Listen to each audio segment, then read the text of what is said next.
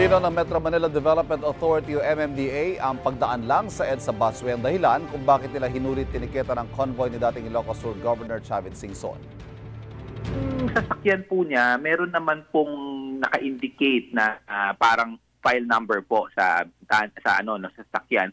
However, yun nga po yung pagtitiket po ng MMDA, wala po kasi kaming panikit when it comes to yung mga PD96. Hindi po namin kumbaga may isuhan or we cannot apprehend based ang sa amin lang po, initial violation po namin is the busway ordinance. Sabi ni MMDA Special Operations Strike Force Officer in Charge Gabriel Go, sa panayam ng Super Radio DZBB, sakop na ng Land Transportation Office ang kawalan ng plaka at pagkakaroon ng blinkers ng sasakyan ni Singson. Sinusubukan pa namin kunan ng pahayag ang LTO kaugnay nito. Paliwanag naman ni Singson, bago lang ang sasakyan kaya hindi pa nakarehistro. Pinatest drive nila ito dahil ibebenta.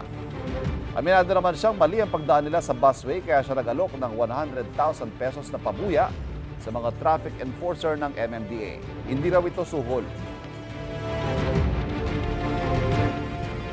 Kapuso, para laging una ka sa mga balita, bisitahin at mag-subscribe sa GMA Integrated News sa YouTube. Sa mga kapuso abroad, samahan nyo kami sa GMA Pinoy TV at sa www.gmanews.tv.